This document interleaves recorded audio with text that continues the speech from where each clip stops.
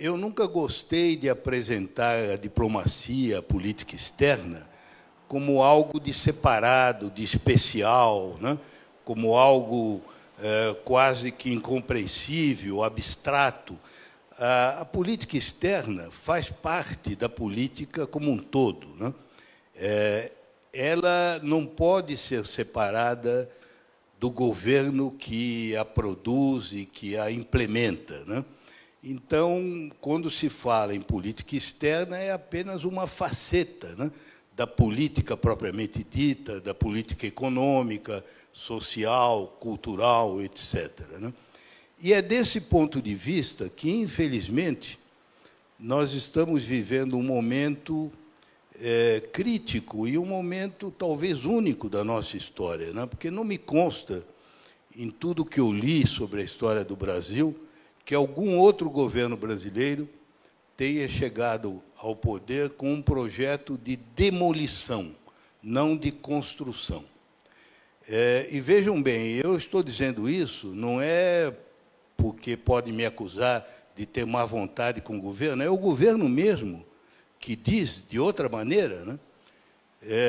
Nessa visita recente do presidente Bolsonaro a Washington, naquele jantar na Embaixada do Brasil, ele disse uma frase que é impressionante, sobretudo porque vem dele mesmo, não estava escrito, não era um discurso feito por outros, né? Ele disse: o Brasil não é um... Olha, ipsis literis, eu fui procurar em todos os relatos para não falsear o pensamento dele. Ele disse: o Brasil não é um terreno livre onde nós vamos poder construir alguma coisa em favor do povo brasileiro. O Brasil é um terreno onde nós temos muito a desconstruir. Essa frase me impactou porque ela é muito reveladora. Ela é reveladora de uma abordagem, de uma visão do Brasil e do mundo, que, como eu disse, creio que é sem precedentes, porque todos os governos que nós tivemos sempre olharam o Brasil como algo em construção. Mesmo que fossem muito diferentes, né, nós sempre olhamos o país como alguma coisa em que todos contribuíram. Temer contribuiu, Dilma, Lula, Fernando Henrique Cardoso, Itamar Franco, o próprio Collor, né? Muita gente, hoje em dia, não admite que o Collor tenha feito nada de novo, mas foi o Collor que garantiu a reserva dos Yanomamis. Eu tenho muitas dúvidas que algum outro presidente teria tido a coragem de fazer isso, né? Foi ele que fechou aquele sítio de experiências nucleares na Serra do Cachimbo. Então, todos os presidentes, os militares, o Juscelino foi o construtor por excelência, né? Creio que o Juscelino não conseguiria nem conceber essa ideia, né, de que alguém vem com essa missão de desconstruir, né? Então, é alguma coisa de muito importante. Eu dou ênfase a isso, porque explica muita coisa, entende? Eu vou falar sobre um aspecto dessa obra de demolição, mas poderia falar também da demolição da política educacional brasileira, que é a mesma coisa. Podia falar da demolição da política ambiental brasileira, da demolição da política indigenista brasileira, e assim por diante. Nós temos em muitos setores, não em todos, hein? Não em todos, uma obra de demolição, porque quando se olha o governo, vê-se que ele é extremamente heterogêneo, né? E há alguns setores que, ou por conveniência política, ou por alguma outra razão, foram entregues a pessoas que estão lá cumprindo a sua pauta, correta ou não, mas que não estão demolindo. Por exemplo, o ministro da Infraestrutura aparentemente está trabalhando, o ministro de Minas e Energia, né, que é um almirante especialista em energia nuclear, né, a ministra de Agricultura, que está correndo atrás do prejuízo, né, tentando corrigir o que os outros fazem, né? O ministro da Saúde, que eu não sei bem o que ele faz, mas parece que, enfim, falam dele, mas, enfim, há um grupo lá que é diferente, que não é desse tipo, né? Agora, o núcleo duro do governo, e aí é que é grave, quer dizer, o presidente mesmo, os seus filhos, né? Os seus mentores, né? Os seus assessores, esses estão empenhados na obra de demolição. E é grave porque vem deles, não vem de outros. Não é um caso que se possa dizer, ele está mal assessorado. É um homem de boas intenções, mas, infelizmente, ele está mal assessorado. Não é o caso, porque vem dele mesmo, né? E isso torna a situação particularmente preocupante, né? Agora, eu quero, nessa palestra, um pouco mostrar de onde vem essa ideia da demolição. Quais são as fontes teóricas, né? Quais são as doutrinas que alimentam isso? Por que existe essa visão? E, a partir daí, vou dizer alguma coisa, já no campo mais estrito da política externa, sobre quais são os atores, as pessoas que tomam as decisões nessa área, quais são as influências, e, em seguida, eu vou dizer alguma coisa sobre esse período de pouco mais de 100 dias de política externa, dividindo, talvez, em 3 facetas. Uma, tudo aquilo que foi anunciado como projeto e depois se frustrou. Foi adiado, ou porque houve muita resistência, mas que produziu e continua a produzir efeitos negativos até hoje, efeitos que devem ser imputados aos responsáveis. A segunda parte, eu vou falar um pouco daquilo que foi feito, né? As viagens, as iniciativas tomadas, etc. E, no final, eu vou procurar me concentrar um pouco nas grandes omissões, no que falta a esse projeto. E aí, nessa parte das omissões, é que eu vou procurar transmitir a minha visão do que deveria ser a política externa brasileira, o que ela era e deixou de ser. Então, é mais ou menos esse o esboço. Começando com a destruição. Eu citei a frase do presidente Bolsonaro, mas ela não é única. Isso aparece de muitas maneiras. Este governo não é um governo dado a grandes discursos programáticos. Se vocês forem procurar uma exposição do que esse governo pensa, do que ele se propõe a fazer, é difícil de encontrar, porque os documentos são muito pobres, né? Provavelmente até por limitações intelectuais. Eu digo isso a vocês porque eu fiz esse esforço. Eu fui ler, por exemplo, a mensagem do presidente ao Congresso, que é o documento que se apresenta ao Congresso no primeiro dia do governo, né? No primeiro dia do Congresso, quando o Congresso abre, portanto, em fevereiro.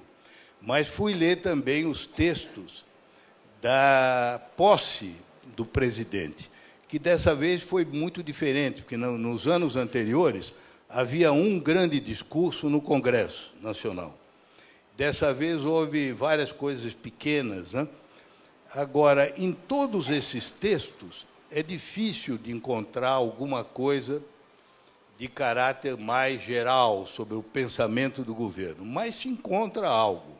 Por exemplo, na mensagem ao Congresso, que é um documento muito desigual, quase todo ele é, na verdade, um relatório do governo Temer, que já estava pronto e que eles colocaram como anexo.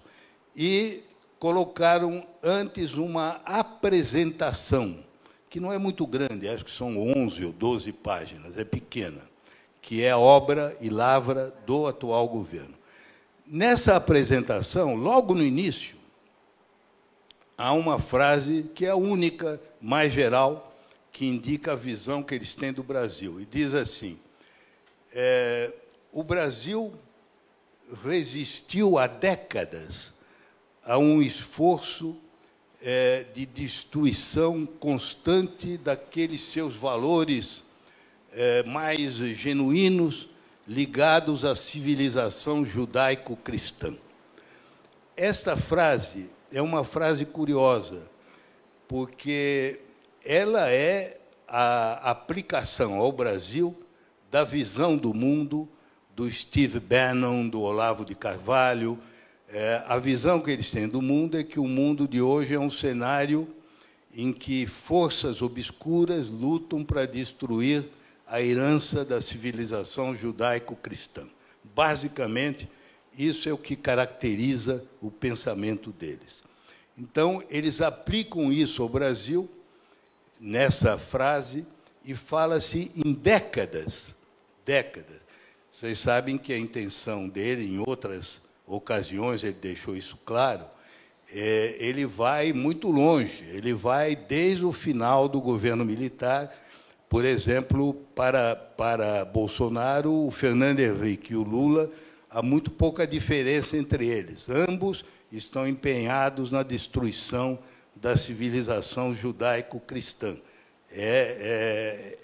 O pensamento repele a social-democracia da mesma forma como repele versões mais radicais. Aliás, nisso, o Paulo Guedes também tem a mesma visão, né? De que a social-democracia é a origem de muitos dos males da economia brasileira. Então, esta frase é, como eu disse, significativa, porque é dela que deriva o projeto de demolição. Porque se o Brasil, de fato, há décadas, vem acumulando governos que procuraram destruir a civilização judaico-cristã, o primeiro dever desse governo agora é demolir essa obra dos outros governos. Isso explica muito desse sentimento que se tem de que o governo não tem projetos. Quando se pergunta, está bem, eles criticam, mas o que é que eles pretendem fazer no Brasil, né? Qual é o projeto nacional, qual é a visão deles? Olha, o que eu estou dizendo agora não sou eu, quem disse foi o Rodrigo Maia. O Rodrigo Maia não é nenhum radical, ele mesmo se diz um homem de direita, de centro-direita.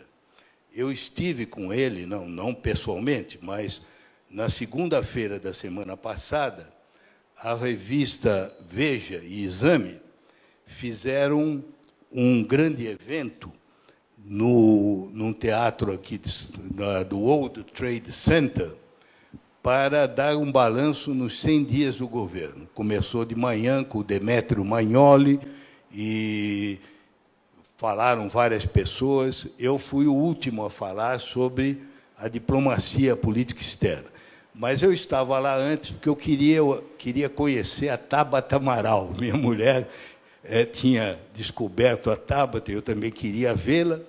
Então, fui mais cedo e cheguei, como o Rodrigo se atrasou, eu assisti à exposição dele. E ele repetiu uma coisa que ele disse numa entrevista ao Estado de São Paulo. Ele disse, olha, esse governo é um deserto de ideias, de projetos. Durante a campanha, esse grupo criticou muito a Bolsa Família, criticou a Minha Casa e Minha Vida, mas eles não dizem o que é que eles pretendem fazer para mudar essas coisas, né? Que ideias eles têm? E realmente essa definição do Rodrigo Maia é o que a gente sente em quase todos os setores, né? Se vocês tomarem, por exemplo, a educação, isso é muito claro, né? O primeiro impulso deles no Ministério da Educação foi iniciar uma lava-jato da educação. O que é uma lava-jato? É a ideia de destruir, né? É claro, de investigar, de destruir, de condenar. Agora, não passaram disso, né? Quer dizer, o que eles pensam sobre o FIES? O que eles pensam sobre o Enem? O que eles pensam sobre o Fundo de Desenvolvimento da Educação? Sobre a base comum do ensino fundamental? Sobre a base comum do ensino médio? Ninguém sabe.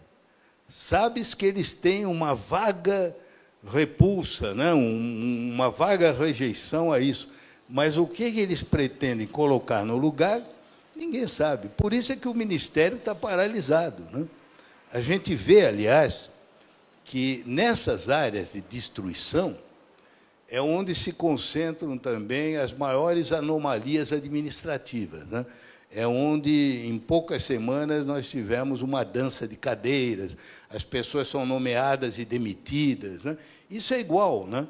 Foi no Itamaraty, no Ministério da Educação, no Ministério do Meio Ambiente, que é uma demolição sistemática, né? Do começo ao fim, né? Quase tudo está sendo demolido no Ministério do Meio Ambiente. Agora, o que eles pretendem colocar no lugar, ninguém vê. Até agora é uma terra arrasada, né? Mais do que outra coisa. Então, como eu dizia, essa é a constatação. Eu acho importante partir daí, porque não é só política externa. Entende? E por que eu insisto nisso? Porque há muita gente de boa-fé que votou no Bolsonaro, não tanto por ele, mas porque não queria a volta do PT ao poder, por uma série de razões, né? E há também aqueles que acreditaram que, embora tivessem receio do Bolsonaro, achavam que ele ia ser instrumento de uma política econômica mais racional, né? Por exemplo, essas pessoas que esperam que o ministro da Economia iria fazer uma série de reformas, e essas pessoas continuam se agarrar nisso. Eles estão vendo dia a dia que isso não é verdade, né? Que mesmo no terreno da economia, o Bolsonaro não cansa de intervir, né? De criar crises como essa agora do preço do diesel, né? Que os outros têm que corrigir. E não é só o preço dos diesel, né? Ele quer perdoar as dívidas do setor ruralista com o Fundo Real, que é o Fundo Rural, que são mais de 20 bilhões, né? Já houve intervenções em favor do leite, disso e daquilo. Então, ele tem dado provas claras de que, na verdade, ele utiliza os outros na medida em que ele necessita, mas que, na verdade, quem mexe os pauzinhos é ele mesmo, né? E que ele é, fundamentalmente, um populista de extrema-direita, né? É esse o pensamento dele, né? E o resto tudo ele utiliza aí na medida que for útil para os propósitos dele. Como disse a Cora Ronay no Globo, há pouco tempo atrás, num artigo muito penetrante, ela dizia o seguinte: quando passou a eleição, muita gente dizia, bem, agora que não há mais aquela disputa, polêmica e tudo isso, vamos deixar a poeira assentar e vai aparecer o lado melhor do Bolsonaro. E ela acrescenta, agora nós estamos vendo que não existe o lado melhor do Bolsonaro, só existe o lado pior, entende? É o lado pior dele que se manifesta cada vez mais, quaisquer que sejam as circunstâncias, né? Essa é a minha conclusão. Eu respeito quem diverge, pode ser que haja razões para ainda ter uma visão diferente, mas, infelizmente, essa é a dedução que eu faço, né, do que eu vejo que está acontecendo. Portanto, eu acho que essas pessoas que se agarram na esperança de que o Congresso vai votar alguma coisa, estão se autoiludindo, né? Se autoiludindo, né? Eu já perdi, nunca tive essa ilusão, porque desde o início eu tive uma posição pública contra ele, né? Eu não votei nele e fui favorável a uma frente ampla para deter a ascensão dele. Perdi, né? E continuo procurando, através da crítica de ideias, mostrar que quem era contra tinha razão, e os que estavam a favor se equivocaram. Mas aí, partindo dessa destruição, eu disse que era bom refletir um pouco sobre as raízes desse pensamento. Eu não vou me estender aqui muito, porque isso levaria longe. Eu não sei se vocês viram, a revista Época, recentemente, publicou, se não me engano, ao longo de 5 números, um trabalho sistemático de análise do... Não, acho que tem mais, hein? Sistemático de um rapaz chamado, acho que José Sabino, não sei das quantas, de análise do pensamento do Olavo de Carvalho. Eu não sei até se vale todo o esforço, mas ele fez um esforço enorme, porque cada número são, sei lá, 10, 11 páginas, né, em que ele vê etapa por etapa. É um trabalho realmente modelar, vale a pena ver, porque quem se der o trabalho, pelo menos de folhear, vai ficar mais assustado ainda do que nós já estamos. Porque aí vai ver que o que está por trás daquilo é uma mistura de coisas estranhas, né? Astrologia, os mestres quase que da magia negra do pensamento, um islamismo curioso, né? Que ele se converteu ao Islã durante um determinado momento, né? Mas não o Islã comum, né? uma variante estranha. É muito estranho, sabe? Os pensamentos todos. Gente realmente esotéricos, né? Pessoas que gostam de seitas, de mistérios, de iniciação. É uma coisa muito estranha. Mas, enfim, procurando extrair daí o sumo do que eles pensam, é aquilo que eu já mencionei. Eles veem o mundo contemporâneo como um mundo em decadência. Vocês sabem que uma das inspirações dele é o filósofo alemão do primeiro após-guerra, Oswald Spengler, né, que escreveu A Decadência do Ocidente, né, sob o impacto da Primeira Guerra. Então, eles partem dessas ideias declinistas ou decadentistas de que a civilização ocidental, portanto, muito eurocêntrica, né, com centro na Europa, está em decadência, que isso vem, em grande parte, como obra da modernidade, porque eles representam uma rejeição em bloco da modernidade, né? Tudo que representa pensamento moderno, desde Spinoza, desde Kant, tudo isso contribuiu para a demolição, né? Eles são particularmente avessos a todos os filósofos iluministas, ao século das luzes, né? Rejeitam toda a herança da Revolução Francesa, se filiam a certas tendências do pensamento ultramontano, que foi o pensamento de extrema-direita católico do começo do século XIX, Joseph de Maistre, de Bonal, né? Esses filósofos da reação, né? E é a partir daí que eles chegam à conclusão que o cenário atual do mundo é de um mundo descristianizado, de um mundo em que um certo número de forças obscuras conspiram para destruir a civilização judaico-cristã e, com isso, visam, em última análise, a destruição da humanidade. Isso está no discurso do Ernesto Araújo, não fui eu que inventei. Se vocês foram ver, é nada menos do que isso, a destruição do mundo e da humanidade. Ele diz claramente no discurso de posse.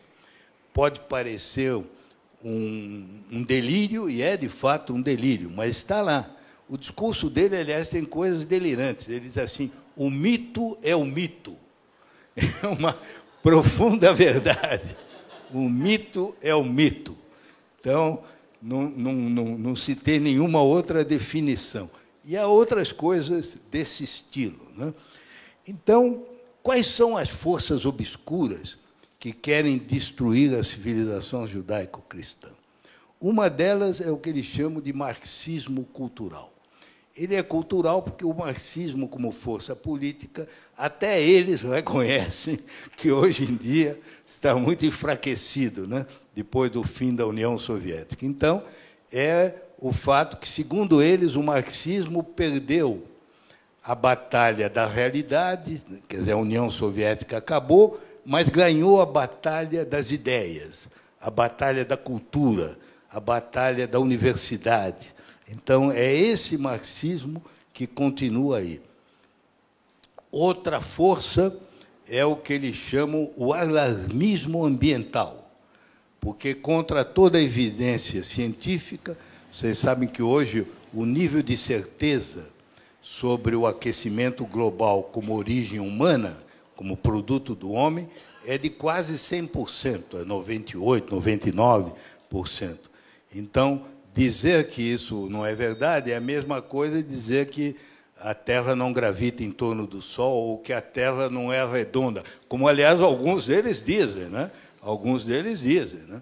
Portanto, é um pensamento anticientífico, né? É anti-evidência científica, né? Outra dessas forças é o que eles chamam o globalismo multilateral.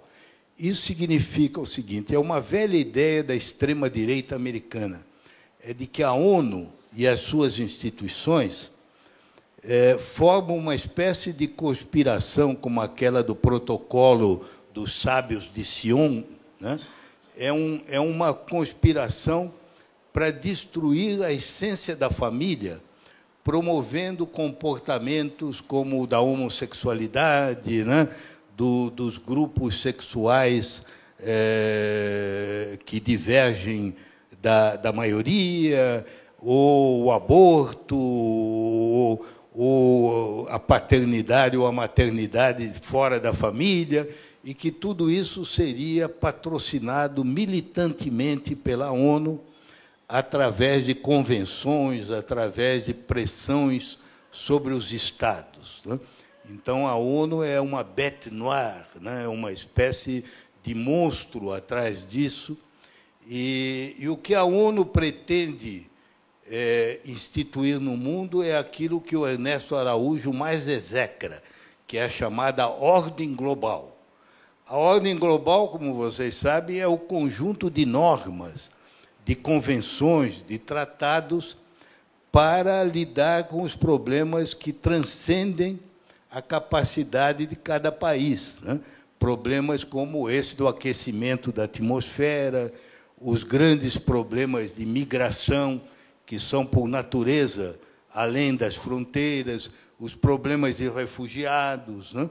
Os grandes desastres naturais. Então, essa ordem global irrita profundamente. O discurso deles é assim, nós não estamos aqui para trabalhar pela ordem global. Aqui é o Brasil, diz ele, né? Então, é como se o Brasil se opusesse à ordem global. Então, são essas ideias, em resumo, que alimentam uma visão do mundo e uma visão do Brasil que é equivocada, né?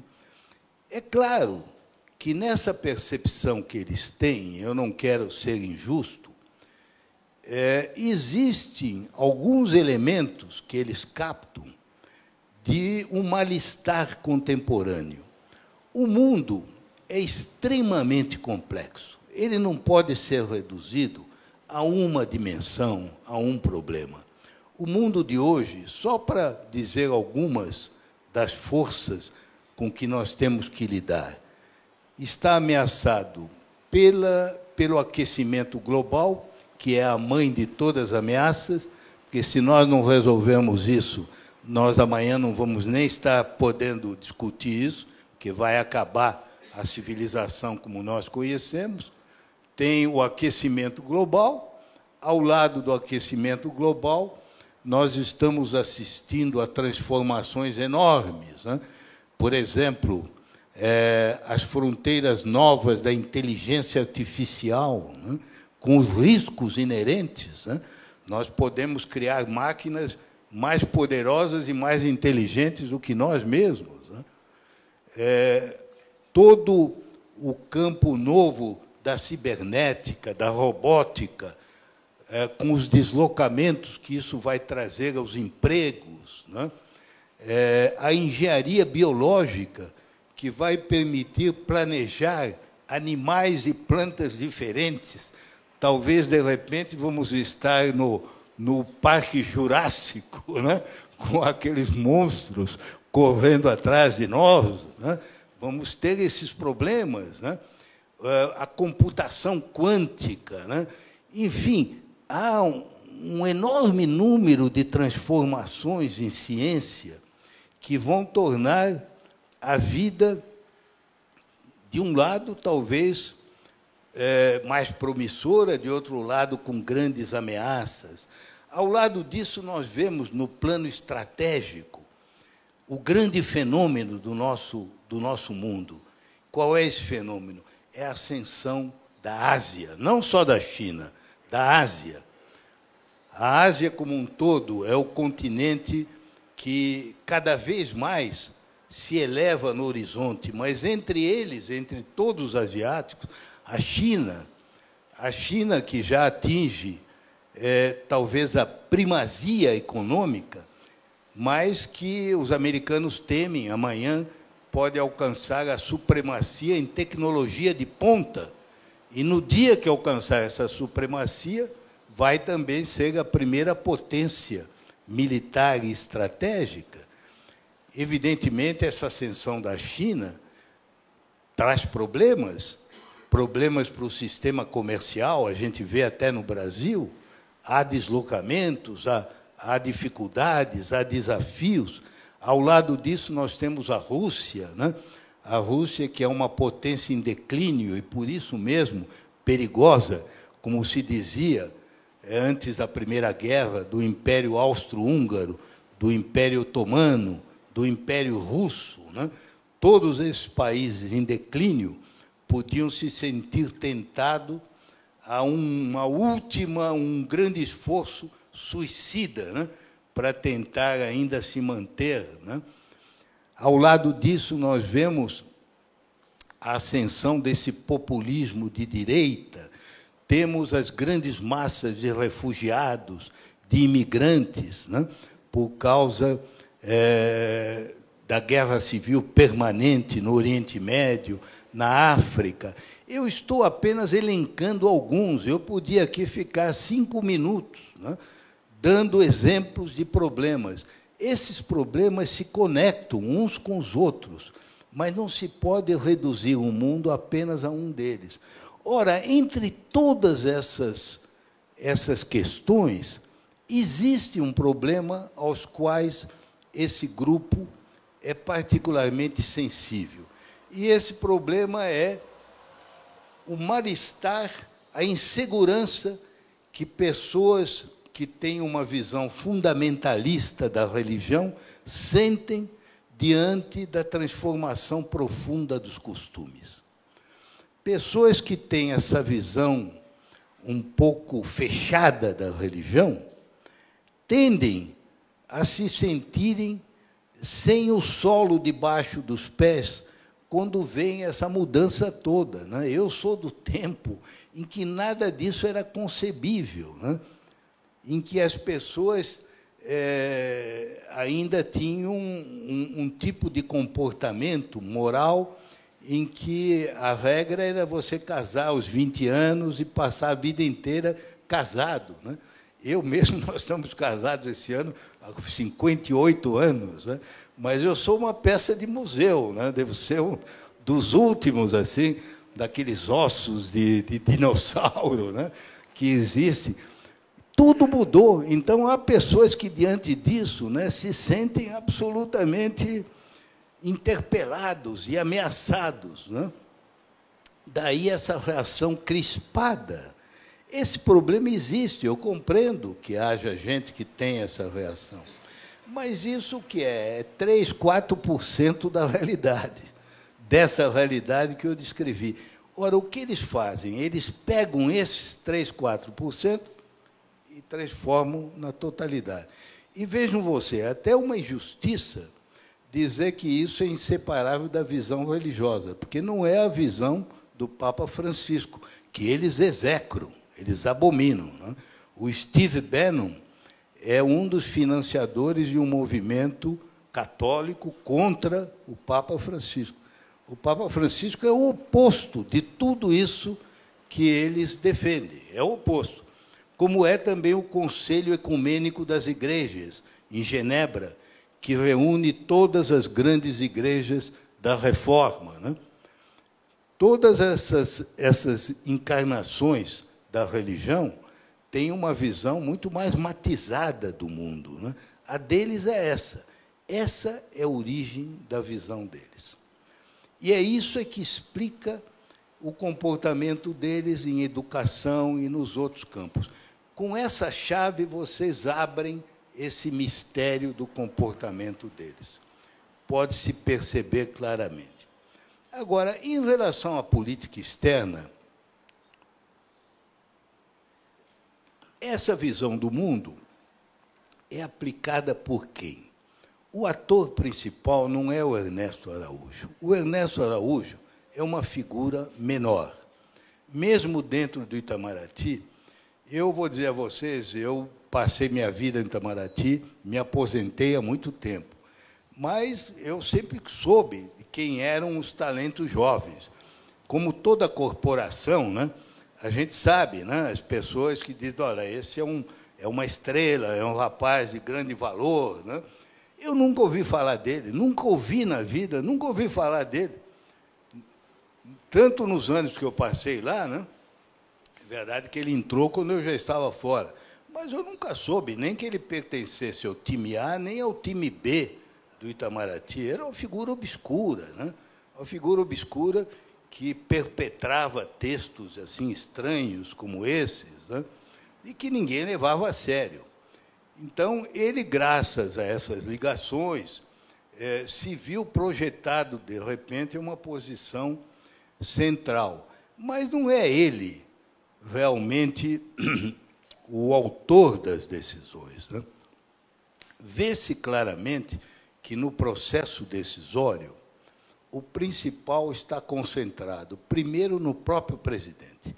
Infelizmente, é o próprio presidente que tem essas ideias. Ele, sobretudo nessas exposições que ele faz ao live, etc., ele se trai muito. Trai ou não, ele revela o que ele é. Né? Outro dia mesmo ele dizia, agora na ONU nós sacudimos o cangalho, nós votamos como nós devemos votar. Isso é, votamos com 2 ou 3 contra 190. Né? Então, é ele mesmo, né? Não pensem que sejam outros, é ele que está nessa linha. É ele, os 3 filhos, né? Que não se dissociam dele.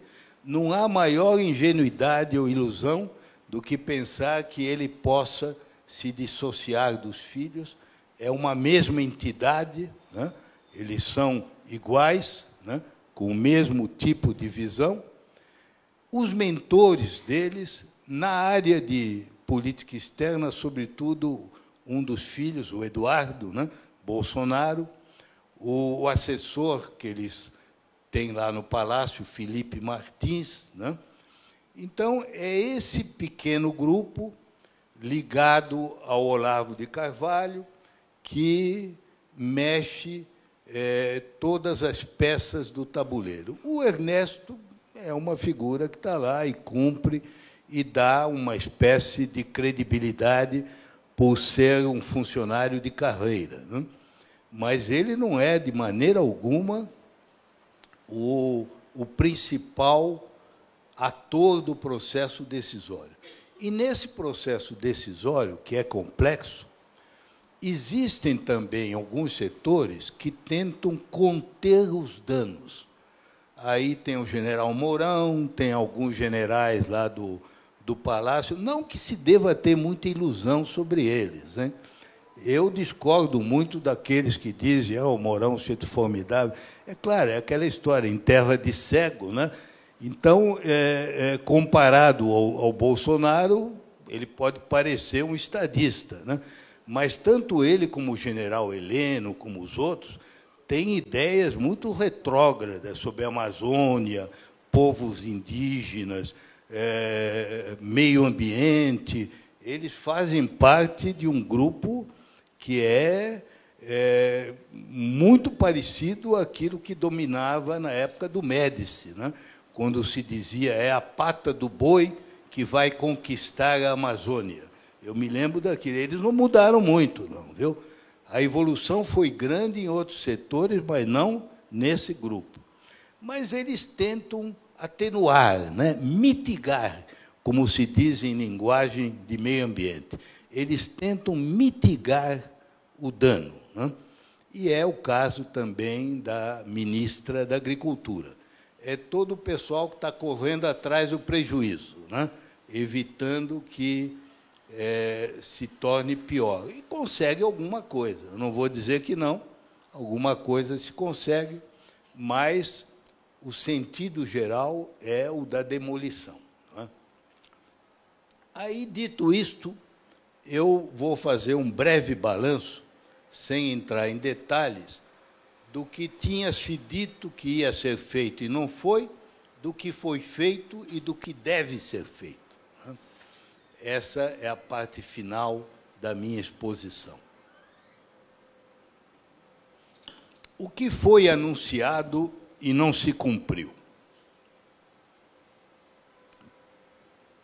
Estou enxergando bem, já é 5 para meio-dia? Poxa, eu falei mais do que eu esperava. Bem, o que foi anunciado já foi muito nocivo, né? Eu destaco entre as coisas que depois não se concluíram. Primeiro, o anúncio de que o Brasil ia conceder bases militares aos Estados Unidos após a visita do John Bolton. Um absurdo total, os próprios militares reagiram, não se falou mais nisso. Eu não preciso mostrar a vocês que, em 200 anos de vida independente, o Brasil só concedeu bases uma vez na guerra, quando era aliado dos Estados Unidos, né? Agora não há nenhuma razão para isso, né?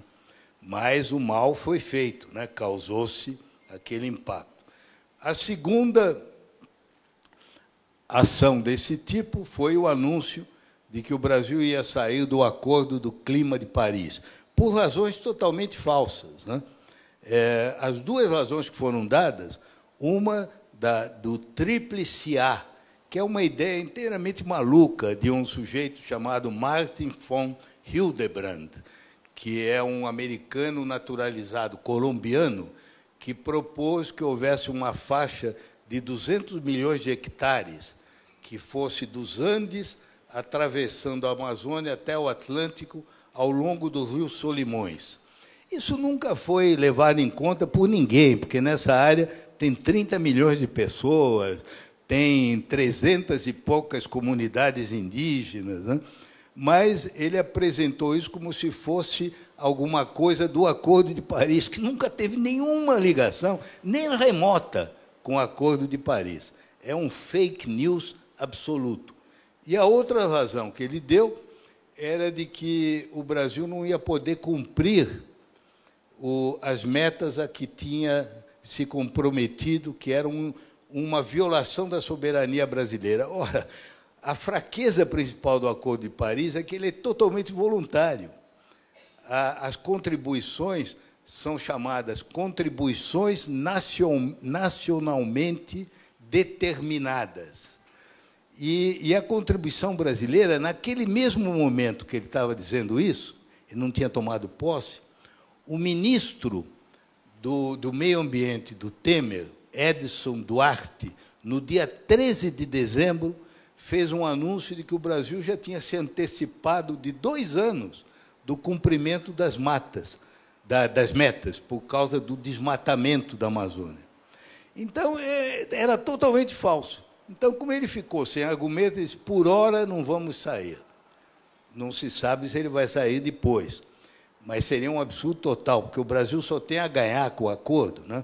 Porque há milhões de dólares para projetos de reflorestamento, de plantação de cacau sob sombreamento, de produção de café também, junto com a floresta. Tem muitos setores aqui no Brasil que já estão com projetos muito avançados nessa área. Portanto, seria assim, um contrassenso absoluto, né? O terceiro foi aquele de transferir a embaixada de Tel Aviv para Jerusalém, a embaixada de Israel. Aí também houve uma reação muito grande, né? O receio de perder mercados, países árabes, países muçulmanos. Houve um recuo, não se sabe se temporário, não se sabe se definitivo, e, na viagem, isso não foi anunciado.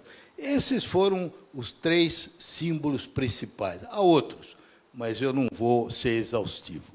A segunda parte é o que foi feito. Bem, o que foi feito foi, em primeiro lugar, o desmantelamento sistemático de todas as posições do Brasil nos organismos multilaterais. A política externa brasileira, com todas as variações de governo, praticamente seguiu uma linha de continuidade desde o general Geisel, no final do governo militar, quando o Brasil reconheceu a China, foi o primeiro país a reconhecer o governo revolucionário de Angola, né? Passou a ter uma aproximação grande com os países árabes. Essa política foi mantida na época do Figueiredo, e todos os governos civis que se sucederam avançaram.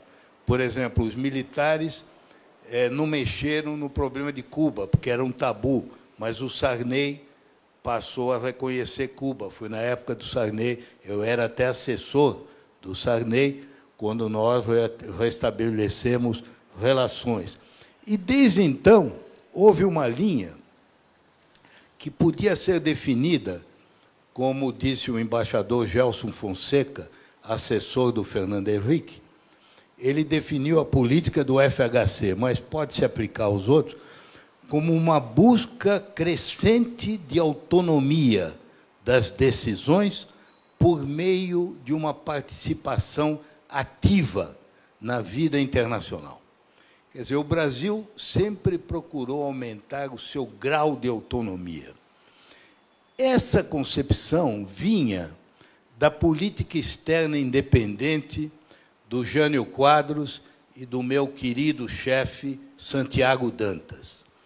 A política externa que recusava a lógica da Guerra Fria, recusava ver o mundo pelo prisma comunismo-anticomunismo, porque o mundo era mais complexo do que isso. Recusava ser caudatário de qualquer potência, fosse os Estados Unidos, fosse a União Soviética, fosse a China, fosse quem fosse.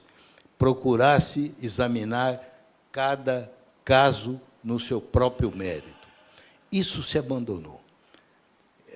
Nós estamos vivendo um momento de ruptura. Existe um novo paradigma na política externa brasileira, que é a ideia de que o Brasil é um aliado dos Estados Unidos, porque, segundo essa concepção distorcida, os Estados Unidos de Trump são o último baluarte do Ocidente judaico-cristão, o que é uma visão, pelo menos, até bizarra, porque o próprio Trump, como todo mundo sabe, é um pilantra, né? O Trump não é baluarte de coisa alguma, a não ser dele mesmo, né? Ele é uma pessoa de uma megalomania, né? De um egoísmo absolutamente sem limites, né? E para ele, o princípio fundamental é America First. Todo mundo sabe. Ele disse desde a posse. Aliás, em certas coisas, o nosso governo devia seguir o Trump. Por exemplo, ele diz sempre: eu digo que nós, americanos, temos que seguir o nosso interesse antes de tudo, e os outros países devem seguir os seus interesses antes de tudo. Não é o que nós estamos fazendo. Nós aplicamos o America First para o Brasil, em vez de ser o Brasil First, né? Então, nisso, nós não somos ortodoxamente trumpianos. somos hereges do trumpismo, porque o trumpismo recomenda que cada país siga o seu próprio interesse nacional antes de tudo, que não é o que nós estamos fazendo. Então, nós fizemos o quê? Ele foi a Washington numa visita estranha, porque é uma visita que parecia uma peregrinação religiosa às fontes da verdade da extrema-direita. Porque, primeiro, aquele jantar, né, em homenagem ao Olavo de Carvalho e ao Steve Bannon, que o Steve Bannon, inclusive, já não está mais no governo americano, né, tem até uma posição relativamente crítica, embora, na verdade, ele, nas sombras, continue a inspirar muita coisa, né?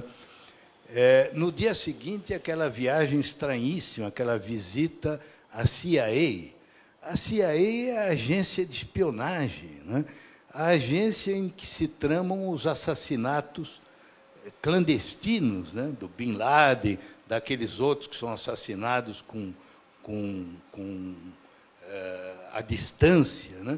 É a mesma coisa, eu disse, que alguém que vai a Moscou visitar a KGB, né, a antiga KGB, né, ou então alguém que fosse a Berlim de Hitler e pedir para incluir a Gestapo como uma das etapas da visita. É uma coisa nunca vista.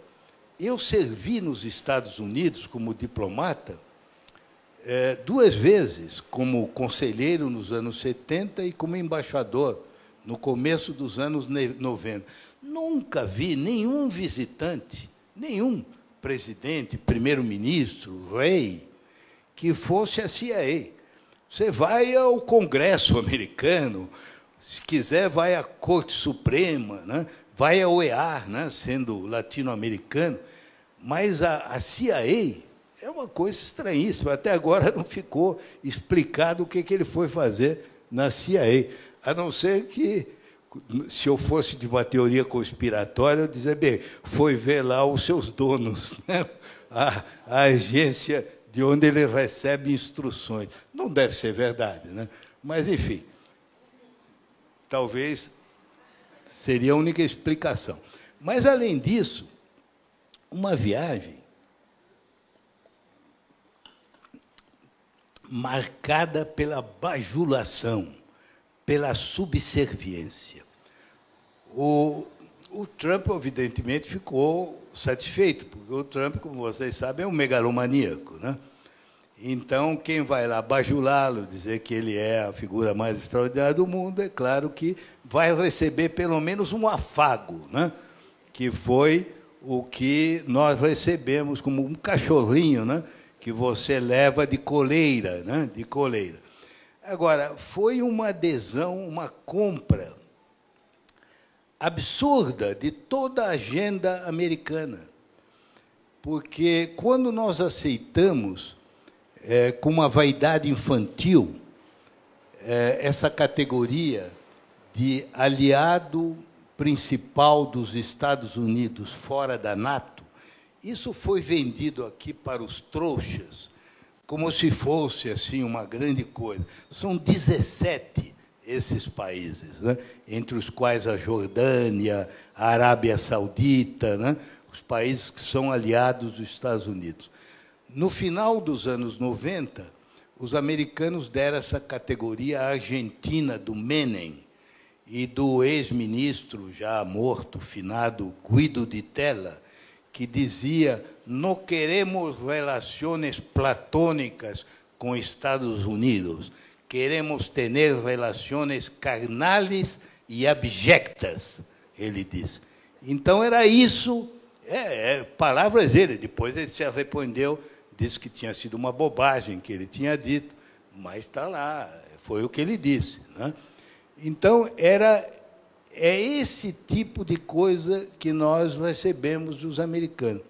Ora, as pessoas aqui dizem, mas o que significa isso, ser aliado? É até bom, porque vamos ter acesso a tecnologias de ponta, a transferência de armas. Não é. O aliado, a aliança, significa que você sacrifica a sua liberdade de escolha para passar a defender e a ser solidário com o outro. Aliado é isso. Ora, qual é a agenda americana? A agenda americana é, em primeiro lugar, a contenção da China, impedir que a China alcance, se não a supremacia econômica, porque isso já não dá mais para evitar, impedir que a China alcance a supremacia tecnológica e um dia se torne a grande potência mundial.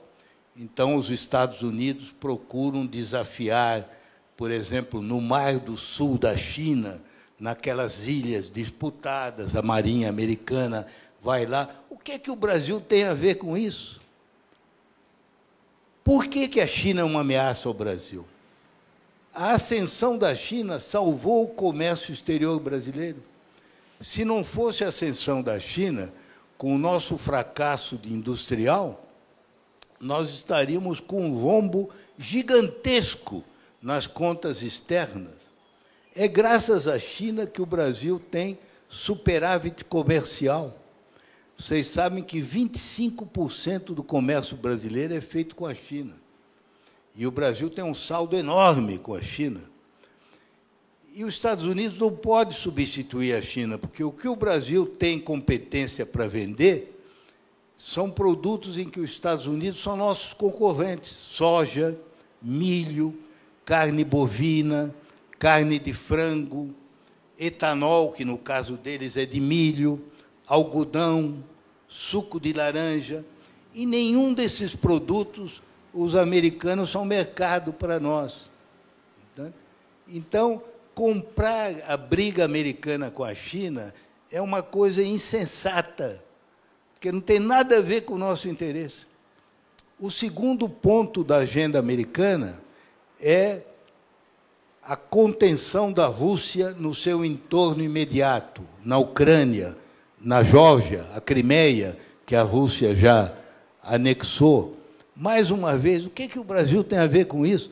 Nós podemos até desaprovar a anexação da Crimeia, mas o Brasil tem alguma possibilidade de influir numa questão como essa?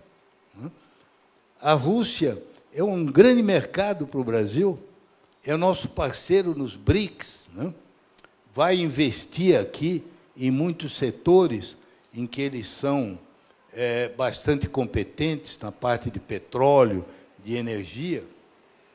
O terceiro ponto da agenda americana é a hostilidade ao Irã. Os americanos fazem isso por quê? Porque eles mesmos foram responsáveis com a invasão do Iraque e a morte do Saddam Hussein pela emergência do Iraque como a grande potência regional do Oriente Médio. Agora, assustados com a força do Irã, o Irã é um país que se opõe aos interesses americanos, sobretudo aos grandes aliados americanos na região, que são Israel, em primeiro lugar, e a Arábia Saudita. O problema da Arábia Saudita com o Irã é o problema dos sunitas contra os xiitas. O que é que o Brasil tem a ver com isso? Por que o Brasil tem que ser hostil ao Irã? O Irã, no ano passado, só de milho, comprou $1 bilhão do Brasil. Houve um momento que o único grande mercado de milho do Brasil era o Irã. O Irã é o grande mercado para as carnes brasileiras. O Irã sozinho representa 7% do destino das exportações de carne bovina do Brasil. É tanto quanto a União Europeia inteira. Nós vendemos 500 milhões de soja, 400 milhões de carnes ao Irã. O Irã dá ao Brasil o seu quinto maior saldo comercial. Ora, em meados de fevereiro, o Araújo foi a uma reunião em Varsóvia, convocada pelos americanos, e sobre a qual não se deu um pio aqui no Brasil, convocada pelos americanos para fazer pressão contra o Irã.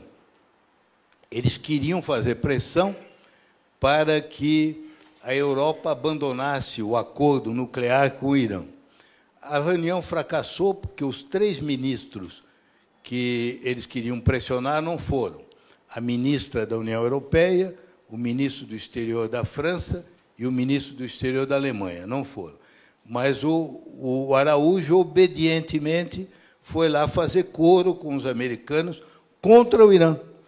É uma coisa também absurda, compreende? Veja você, eles escondem essas coisas. Eles escondem porque nem eles são capazes de dar nenhum argumento. Eles não oferecem nenhum argumento, como no caso, por exemplo, da mudança da embaixada, eles nunca ofereceram um argumento que fosse político, fosse econômico, comercial, que fosse de soft power. Vocês sabem qual é o argumento dele? É a crença de certas seitas evangélicas aqui, de que no dia que Israel, o reino de Israel, for plenamente restabelecido, e isso significa, inclusive, anexar, né, toda a parte dos palestinos, o Messias vai voltar, a segunda volta do Messias. Isso é uma ideia bizarra, excêntrica, de um grupo, né? É esse o argumento. Como eles não têm coragem de dizer isso, ele diz, qualquer país deve escolher sua capital. Não se for uma capital ocupada, né? Em que foi ocupada pela força militar. Então, mais uma vez, não tem cabimento esse tipo de política. Eu já falei do acordo climático, não vou voltar a falar, porque já falei. O acordo, o Pacto Global sobre Migrações. O Brasil se retirou do pacto um mês depois de ter assinado. Foi um primeiro ato, o Aloysio Nunes Ferreira se sentiu até muito agastado, porque ele foi pessoalmente assinar. Ora, o Pacto Global de Migrações é um pacto de boas intenções, né? Não obriga ninguém a receber imigrantes, mas permite uma certa proteção. Ora, o Brasil, por que saiu do pacto? O Brasil, hoje em dia, tem milhões de brasileiros vivendo fora do Brasil, né? Ele teria interesse em proteger essa gente, não o contrário, em sair do pacto. E em outras coisas, vocês veem, por exemplo, nas Nações Unidas, no Conselho de Direitos Humanos, em Genebra, o Brasil agora fez um papelão, votou contra todas as moções dos palestinos sobre os massacres da faixa de Gaza, não se absteve. Curiosamente, os países que o Brasil admira se abstiveram. O Chile, a Itália, o Matteo Salvini, o Brasil votou contra. Votou com 4 ou 5 ou 6 pessoas. Voltamos ao tempo do governo militar, em que o Brasil, naquelas grandes votações, votava com Portugal salazarista, a África do Sul do apartheid, os Estados Unidos e Israel. O embaixador Araújo Castro, de saudosa memória, dizia que o Brasil cultivava o complexo Greta Garbo. I want to be alone. Eu quero ficar sozinha, porque a Greta Garbo fugia das pessoas, né? O Brasil voltou agora ao complexo de Greta Garbo. Está aí com 3, 4 pessoas, 4 países, né? Ora, o Brasil, com isso não é uma coisa de rir, é de chorar, entende? Porque o Brasil está se alinhando com o que há de pior no mundo, né? O que há de pior, né? E aí eu vou passar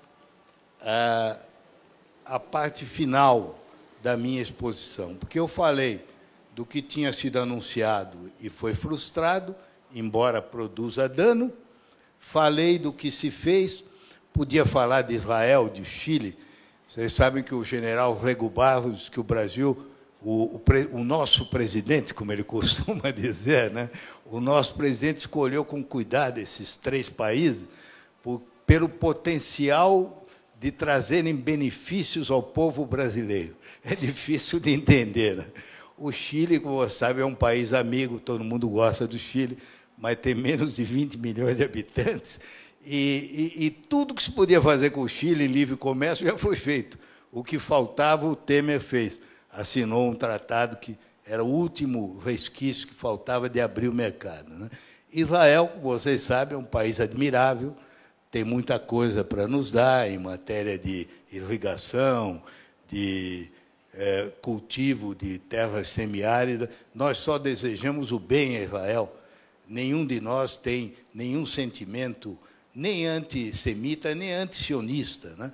Nós só desejamos que Israel se realize ao lado dos outros, né? O ideal seria até que trouxesse bem-estar e progresso aos palestinos e aos árabes.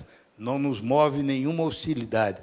Mas também não temos por que escolher um lado contra o outro, porque mesmo Israel, como vocês sabem, isso é a visão de um lado da opinião pública. Israel é um país democrático em que há muita gente contrária a essa visão, né? Muita gente.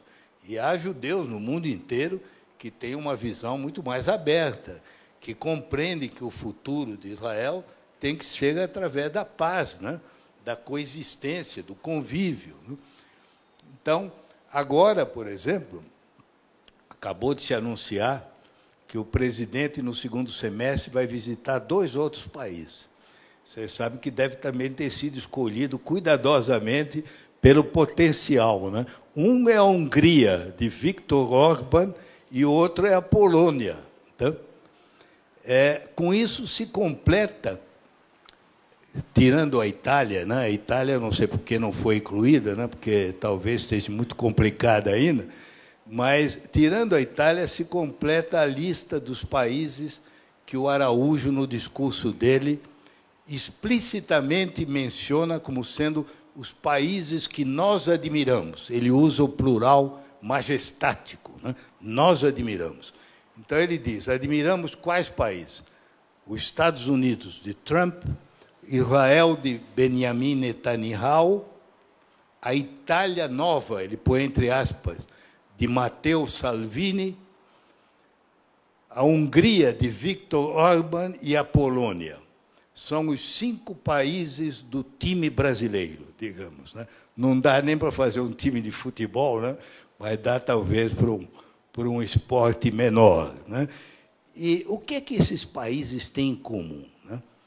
É uma salada russa, né? O que é que eles têm em comum? Qual é o tempero que une esses países? Todos eles fazem figura, todos eles fazem parte do que hoje se convenciona as democracias antiliberais ou iliberais. É um fenômeno que vem sendo estudado pelos americanos e que merece uma explicação. Por que democracias iliberais ou antiliberais? Democracia, porque nesses países os governos chegaram ao poder pela eleição. Nenhum deles é produto de um golpe de Estado, né? E iliberais, porque o que os une é a xenofobia, é a hostilidade aos refugiados, aos imigrantes, a construção dos muros, das cercas, é a hostilidade ou indiferença ao meio ambiente, é a hostilidade às políticas de igualdade entre mulheres e homens, às políticas de gênero, às políticas de tolerância à diversidade de todo tipo, às políticas de promoção da igualdade racial, da igualdade social. Então, esses países fazem parte da extrema-direita no espectro ideológico.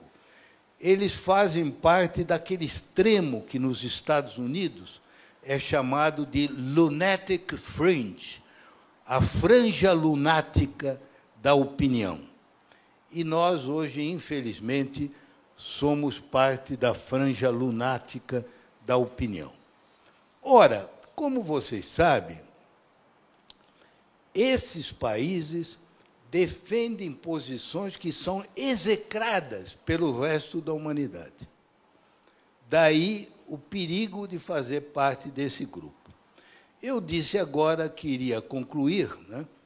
E já me atrasei muito para isso. Isso é o mal de não escrever o texto, né? Se eu tivesse escrito o texto, eu teria cortado muita coisa. Mas, enfim, agora vocês vão ter que me aguentar ainda uns 5 minutos.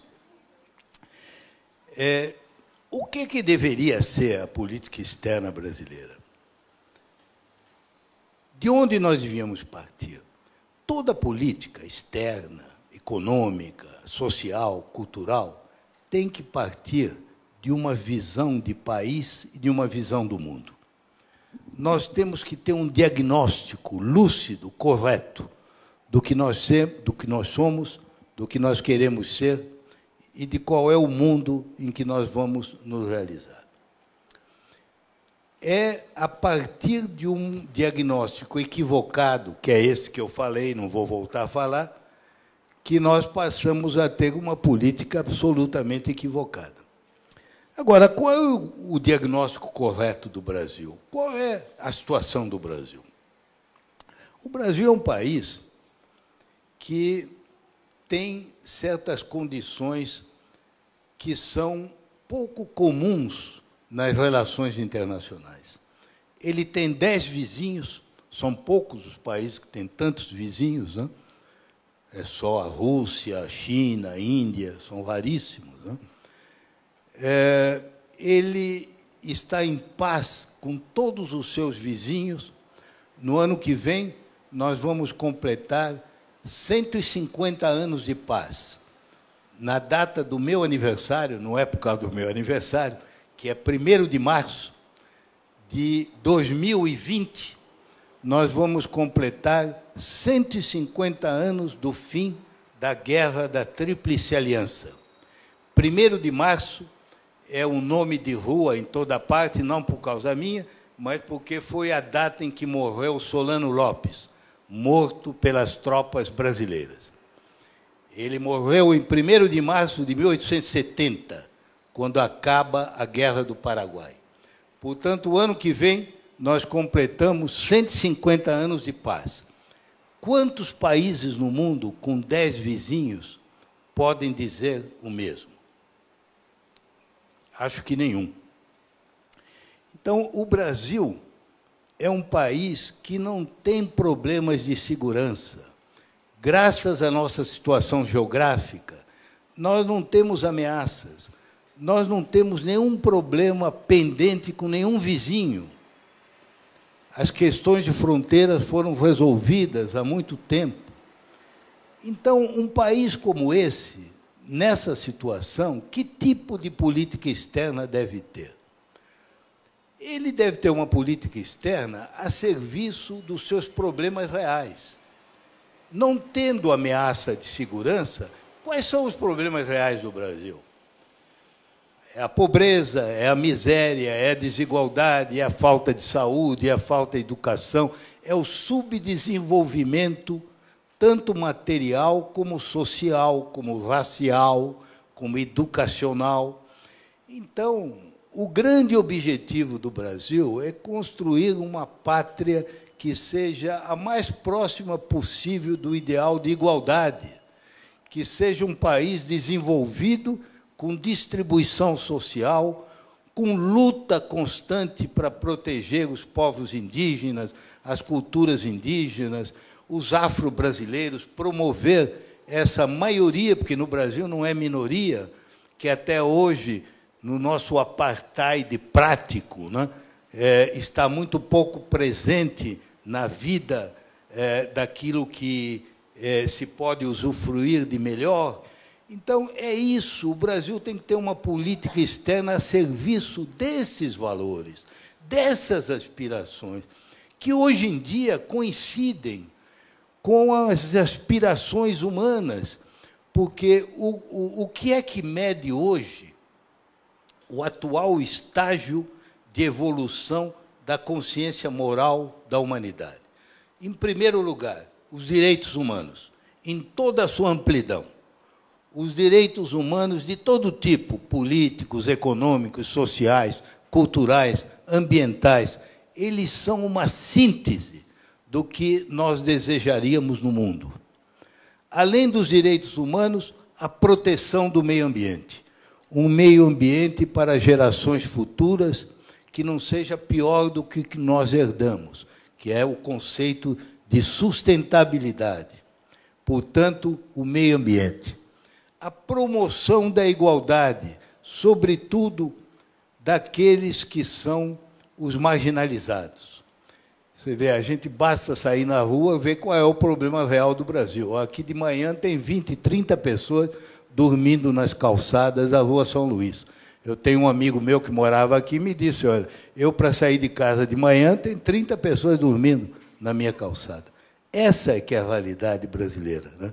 Não a conspiração contra a cultura judaico-cristã. Essa é a realidade que nos agride, né?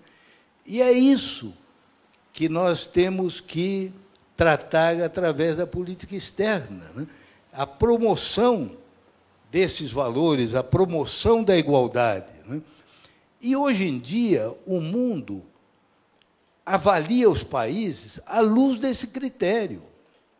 País que tem prestígio, que tem imagem, não é o país mais rico, é o que está diminuindo a pobreza. Daí o prestígio que o Lula tinha na época do governo, com a Bolsa Família, com outros programas, porque ele era visto, né, como a encarnação desses valores. Então, o que o mundo admira é isso, são esses valores. E um país que se põe contra esses valores vira o quê? Vira um pária. É um pária, porque é um país que desafia todos os valores da consciência moral do ser humano. E é com isso que eu quero terminar. Nós temos hoje um presidente que, infelizmente, não é apresentável em nenhum lugar, nem nos lugares que ele foi. Porque ele foi ao Chile e criou um embaraço até para o presidente do Chile, porque ele defendeu a ditadura militar, defendeu Pinochet. O presidente da Câmara e do Senado se recusaram a ir à homenagem a ele, e o próprio presidente teve que dizer que não concordava com ele, né? Portanto, criou embaraços ao presidente. Foi a Israel, depois veio aqui, deu uma declaração sobre o Holocausto, que o presidente de Israel teve que protestar, porque também caiu mal em Israel. Agora, os Estados Unidos, que ele visitou, querem dar a ele o prêmio, né, do Homem do Ano. O Museu de História Natural não quis, o restaurante Cipriani também não quis. Está sendo difícil até encontrar um lugar em que ele possa ser homenageado. Finalmente vai ser na Trump Tower, eu imagino, né? Eu imagino, porque aí não tem perigo, né? Aí o Trump vai acolhê-lo. Ao menos isso eu espero, né, que o Trump faça. Mas é isso, nós estamos com um presidente nessas condições. Entende? É humilhante, é triste. No dia em que nós comemoramos o Barão do Rio Branco, que queria projetar o Brasil como um país moderado, uma força de equilíbrio no mundo, promotor da aproximação entre os povos, infelizmente, é essa a situação em que nós nos encontramos. Mas a história não acaba aqui, né? Isso não vai durar para sempre. A razão de nós estarmos aqui é que nós todos devemos, pela reflexão, pela crítica, pelo exercício da nossa cidadania, contribuir, na medida do possível, neste momento, para conter o dano, para evitar o pior. E, quando chegar o momento, elegermos um governo que, de fato, corresponda às aspirações do povo brasileiro. Muito obrigado.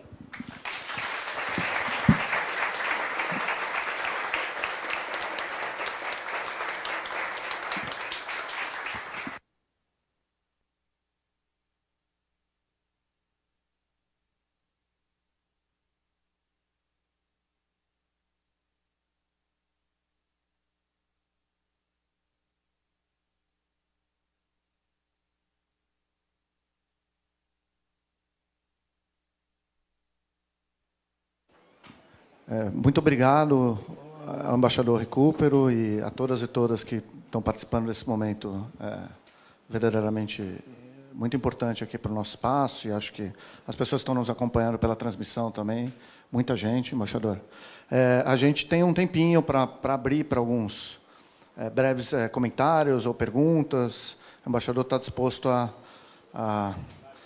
Tá bom, a gente pede que as pessoas procurem ser breves na medida do possível. O Gilberto pode chegar aqui, breves na medida do possível, tanto para a gente permitir que mais pessoas participem e que... Tá bom, tá bom. Fala seu nome. Boa tarde, a sua palestra foi um bálsamo. Eu não sou da política, eu sou médica.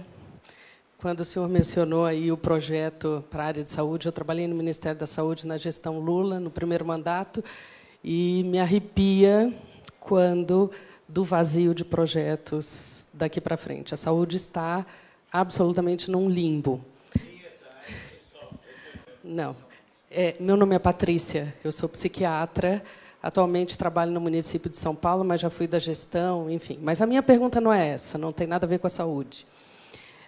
Eu fico pensando, a Dilma foi impedida ou empichada, não sei qual é o termo correto, por razões que, no meu desconhecimento, pareciam bem menos dramáticas do que tudo isso que se colocou hoje para nós, dessa ida contra a maré da civilidade, da evolução, enfim. O senhor vê alguma possibilidade hoje de algum movimento mais lúcido, que está mais preocupado com essas questões de civilidade, não fazer com que nós tenhamos que esperar 4 anos para nos livrarmos de tudo isso? Entendeu a pergunta? Obrigado. Você, né? Tá bom, Gilberto, depois você entra um pouquinho. Tá? Bom dia, embaixador. Meu nome é Renato. Queria agradecer.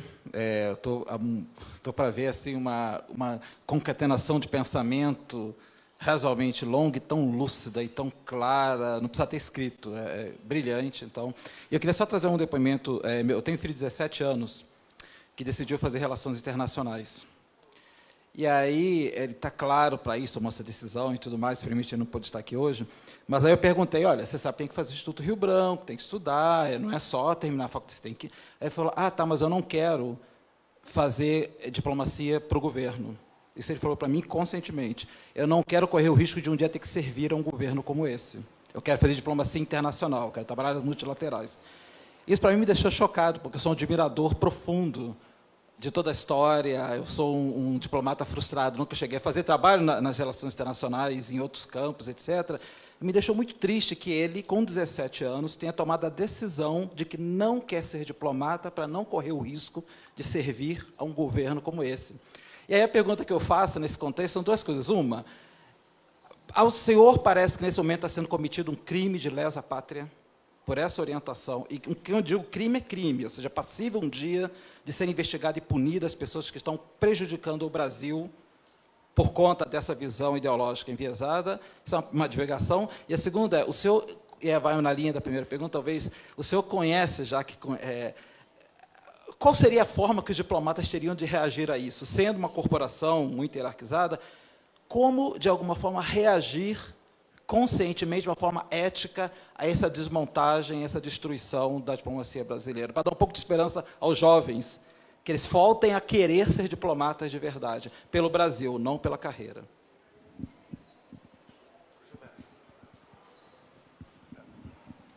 Boa tarde, ministro. Muito obrigado pela brilhante palestra. Eu queria saber, muito objetivo, 3 questões atinentes aqui à América do Sul. Primeiro, como é que o senhor está vendo o comportamento do Brasil em relação à crise da Venezuela? A segunda é sobre das oferendas que o Bolsonaro fez ao Trump nos Estados Unidos, é a cessão da base de Alcântara. E terceiro, como é que o senhor vê a indicação de um general brasileiro para a direção do Comando Militar Sul dos Estados Unidos? É isso, obrigado.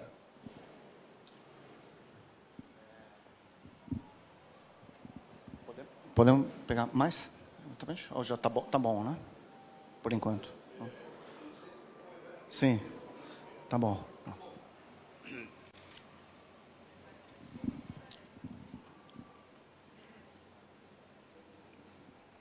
Olha, eu vou começar pelo mais específico, que é o final, e depois falar um pouco do mais geral. Primeiro, Venezuela. Eu discordo muito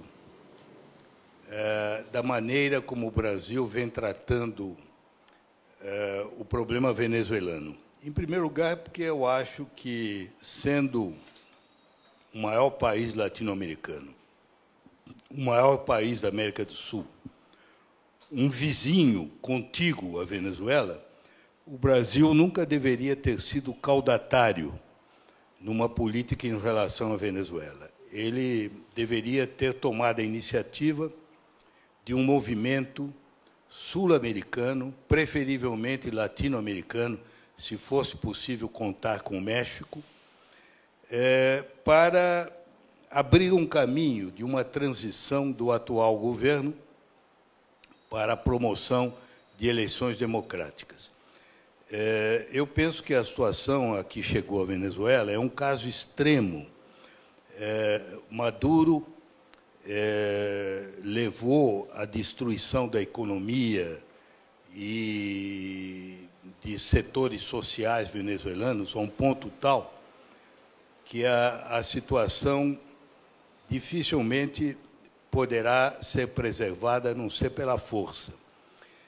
Penso que já a situação atual é fruto de ações ditatoriais do governo que tentou neutralizar o avanço da oposição, sobretudo quando a oposição ganhou a maioria na Assembleia Legislativa, e penso que se deve, de público, condenar esse tipo de ação ditatorial, mas que a ação brasileira deveria ter sido a de tomar a iniciativa de um movimento sul-americano para promover uma negociação, uma saída que fosse com uma transição de algum tempo, que se elegesse um presidente e se realizassem eleições sob fiscalização das Nações Unidas.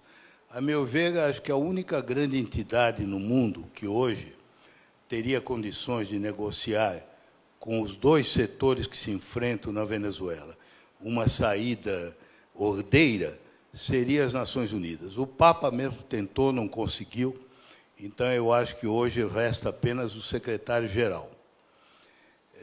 Creio que o Brasil fez foi um erro.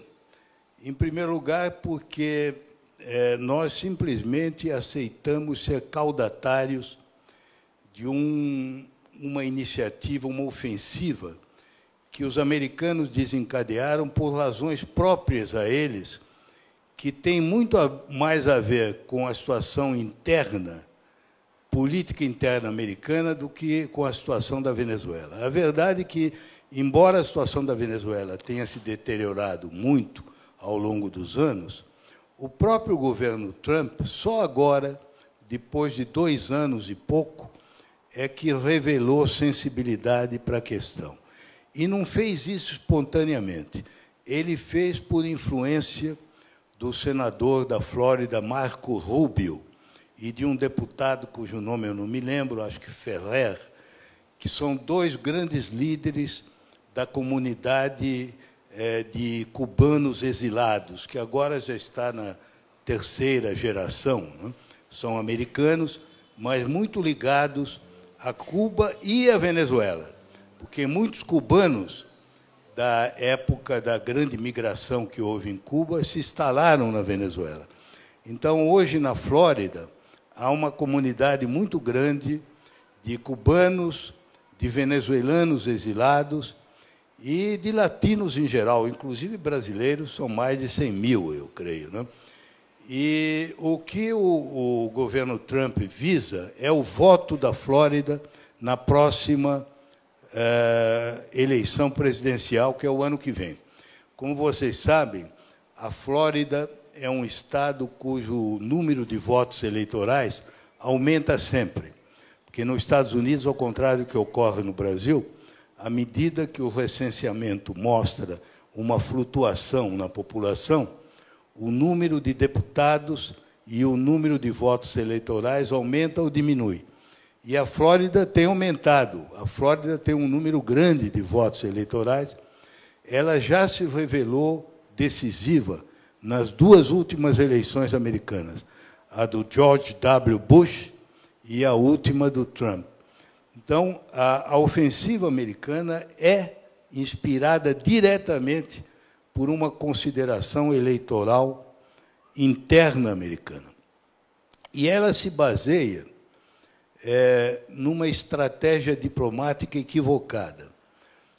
Apesar de 50 e poucos países terem reconhecido o Juan Guaidó como presidente interino, eu sempre fui crítico dessa posição.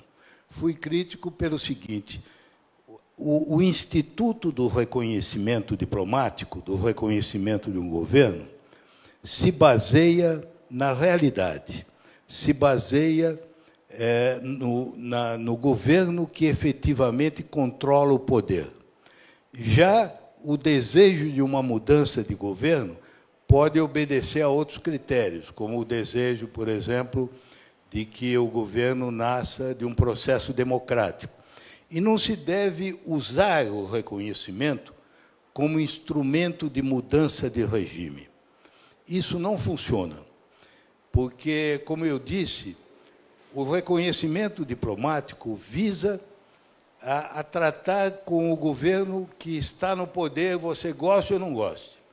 Não é o governo que eu gostaria que estivesse lá, mas o governo que controla os instrumentos efetivos de poder. Ora, reconhecer o Juan Guaidó é um exercício de ficção política, porque ele não tem nenhum poder efetivo, a não ser, é claro, o apoio, né, de milhões de pessoas, mas ele não tem um poder de controlar a máquina do Estado. Tanto assim que, no Brasil, antigamente, havia o costume de dizer que a essência do poder é a capacidade de mandar prender e mandar soltar. Tanto ele não tem esse poder que ele está ameaçado de ser preso, né? Que agora mesmo cassaram, né, a imunidade dele. Portanto, mesmo que 100 países do mundo o reconheçam, isso não vai mudar a realidade. A verdade é que o Maduro, com todos os defeitos que tem, e que são muitos, ainda conserva o apoio de um setor social expressivo da sociedade venezuelana. Já não é tão grande como era na época do Chávez, o coronel Chávez, vem se diluindo, mas é o setor mais pobre, é o setor mais marginalizado, e é um setor muito aguerrido, muito mobilizado, armado, né? Ele tem o apoio das Forças Armadas, porque o Chávez, que era um militar experiente, preparou os comandos a seu favor, né? E nomeou um número grande de generais. Eu conheço bem, vocês sabem, a Venezuela, porque eu tratei da Venezuela desde o começo dos anos 70, sabe? Eu fui lá muitas vezes. Eu conheci pessoalmente e bem todos os presidentes da Venezuela, desde Carlos Andrés Pérez, Rafael Caldeira, Luiz Herrera Campins, muitos dos chanceleres venezuelanos eram amigos meus pessoais. Eu conheço bem a Venezuela e sei que é um país complexo, muito dividido socialmente, com uma tradição de luta muito forte. Vocês sabem que na Guerra da Independência da América Espanhola, sobretudo do Norte, a Venezuela perdeu 20% da população. Foi uma guerra terrível, com massacres de ambos os lados. Então, é um país difícil. E as pessoas que pensaram que, com o reconhecimento do Guaidó, em 24 horas, que é o que os americanos pensaram, o governo ia cair, se iludiram muito, como se iludiram de novo naquele sábado, em que tentaram fazer a entrega da ajuda, né? A situação lá é difícil, com o tempo está se desgastando cada vez mais. É possível que, com o tempo, Maduro não se sustente, sobretudo por 3 razões, né? Porque ele foi muito incompetente na área econômica. A situação da Venezuela hoje é catastrófica em matéria de inflação e de condições de vida. Em segundo lugar, porque as sanções americanas estão estrangulando a Venezuela gradualmente. Eles já não conseguem nem receber o preço do petróleo que ele vende. E, em terceiro lugar, porque, embora ele tenha um certo apoio da China, mas cada vez menor, e um apoio da Rússia, a Rússia de hoje, não sei se teria condições de fazer o que a União Soviética fez em favor de Cuba em 1960, 61, quando Fidel Castro se declarou marxista-leninista. Naquela ocasião, Cuba perdeu o que era a vida econômica do país. Cuba vendia açúcar a preço especial, mais alto que no mercado mundial, porque tinha uma cota enorme nos Estados Unidos. O presidente Eisenhower cortou a cota, e os russos compraram o açúcar ao mesmo preço.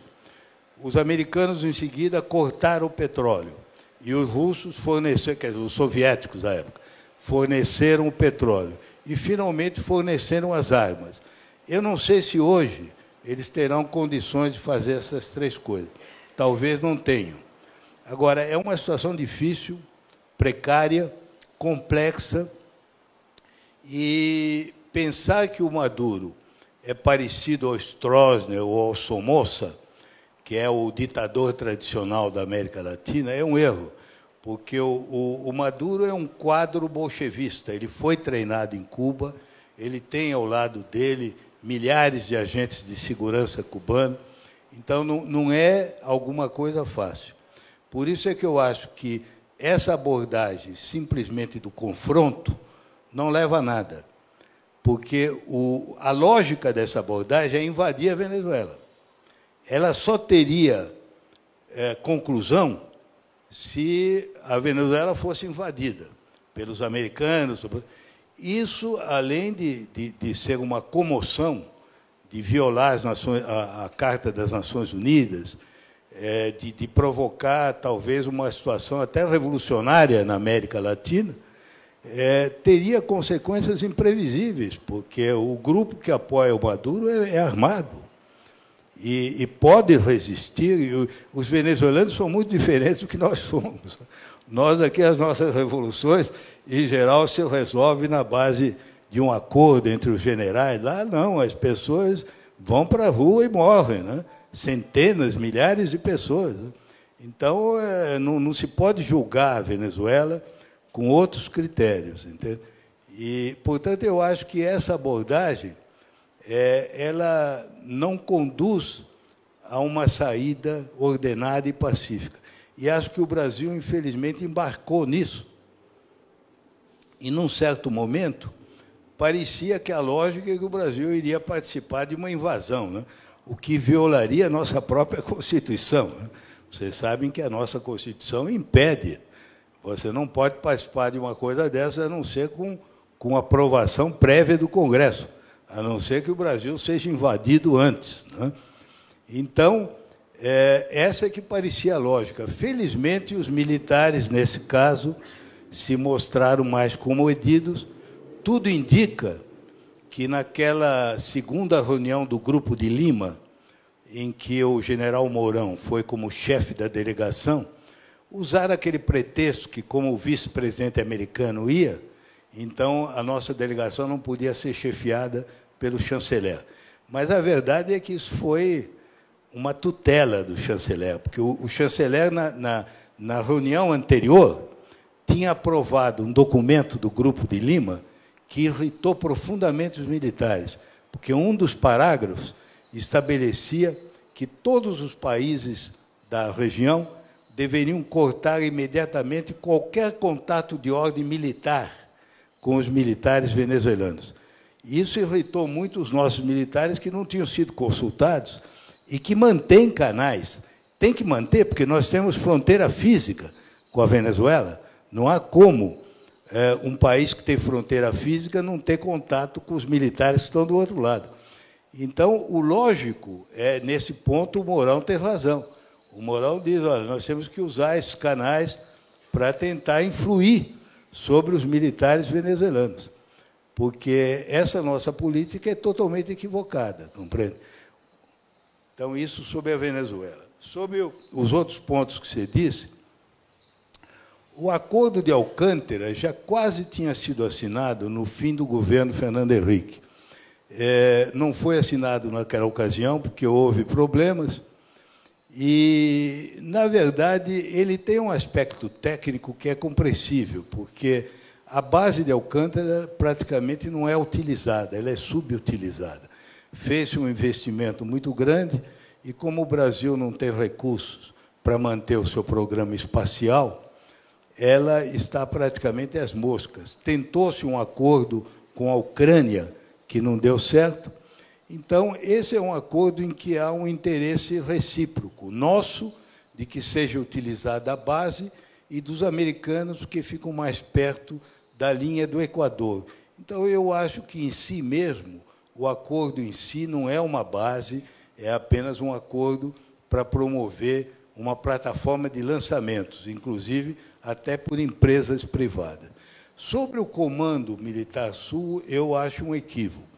Eu acho que o Brasil não deveria participar do Comando Militar Sul, porque, como eu disse muito claramente na minha palestra, o Brasil não deveria se alinhar ou se aliar. Ele deveria manter a sua autonomia, e as suas Forças Armadas devem manter uma postura que obedeça única e exclusivamente ao interesse brasileiro, que é o interesse de defesa, né? E não participar de um esquema como esse. Eu acho que seria ainda mais absurdo a ideia do Brasil ter qualquer participação na OTAN, qualquer que seja, porque a OTAN é uma aliança que foi criada no Atlântico Norte, com condicionamentos próprios, e que não tem nada a ver com a situação do Atlântico Sul. É muito distinta, né? Então, nós não temos porquê. O que nós devíamos fazer era resgatar uma velha ideia nossa, da época do governo Sarney, de uma área de paz e de isenção de armas nucleares no Atlântico Sul, mas com países exclusivamente do Atlântico Sul. Brasil, Argentina, Nigéria, África do Sul, países africanos, uma área de cooperação, não uma área como essa, que é uma área de aliança militar. Sobre os outros dois pontos que me falaram, a respeito do que é possível um diplomata de carreira fazer num governo como este, é limitado, porque este é um governo que tem uma vocação repressiva, como já demonstrou, por exemplo, na demissão do embaixador Paulo Roberto de Almeida, da presidência do Instituto de Pesquisa em Relações Internacionais, e, em outros casos, também tem revelado muita intolerância crítica, né? Baixa tolerância crítica. Mas há sempre um espaço, sobretudo de parte daqueles funcionários que estiverem numa área crítica e que possam ser obrigados, até por consciência, a recusar. Por exemplo, se alguém estivesse numa situação em que houvesse uma ordem que envolvesse, por exemplo, uma intervenção na Venezuela, eu acho que seria um dever, até de obediência à Constituição, de se insurgir contra esse tipo de ordem, né? E creio que há outras maneiras de atuar, mesmo sem uma posição militantemente pública, né? Primeira maneira, coisas como esta, né? Contribuir com ideias para esclarecer o público, porque no Brasil, infelizmente, são poucos os que têm sensibilidade para isso, né? Como eu disse, tem muita gente que fecha os olhos, né? Que vê que é ruim o que está se fazendo com os índios, com o meio ambiente, com inúmeros setores, mas subestima isso, né? Por exemplo, gente do mercado financeiro estão só fixados na reforma da Previdência. Então, em função disso, eles ignoram todo o resto. Então, é preciso obrigá-los a sair da área de conforto, entende? De interpelá-los e dizer, olha, vocês estão apoiando coisas que são que violam a própria essência da nacionalidade brasileira. Como você disse, pode ser até que sejam crimes, né? Não sei se há essa categoria, mas, na prática, são crimes de lesa pátria, né? Eu disse nesse meu texto sobre a política externa, que eu pedi para distribuírem, que a ideia de ceder bases militares aos americanos mostra que tem uma certa verdade aquilo que o Araújo diz, que ele diz que a relação do Brasil com os Estados Unidos, o céu é o limite. Eu disse, o limite é que não tem nenhum limite, nem de decência, nem de patriotismo, né? Nem de obediência. Mas dá para fazer isso e dá para fazer outras coisas. Por exemplo, multiplicar as manifestações de críticas, né, nas redes sociais, né, que eles são tão sensíveis, né? Por exemplo, agir sobre o legislativo. O legislativo aprovar esses acordos, entende? Eles é que vão ter que aprovar a nomeação dos embaixadores, porque o Senado é que vai ter que aprovar. Então, é preciso que os partidos de oposição não fiquem também apenas com a Previdência, porque eles estão deixando, né? Por exemplo, a Comissão de Relações Exteriores da Câmara é presidida pelo Eduardo Bolsonaro. A do Senado, o outro filho dele, o Flávio, tem muita influência. Então, é preciso que esse pessoal da oposição, esses parlamentares novos, tem gente muito boa, né? A Tabata e outros, não fiquem só na educação, né? Ou só na saúde, mas se voltem para meio ambiente, por exemplo, que estão fazendo crimes, né, em meio ambiente. Por exemplo, a política indigenista é alguma coisa... Eu, por exemplo, acho que a própria Justiça deveria condenar a transferência da FUNAI para o Ministério da Agricultura, né? Quer dizer, a FUNAI não, o direito de decidir sobre as terras indígenas. É um absurdo, né?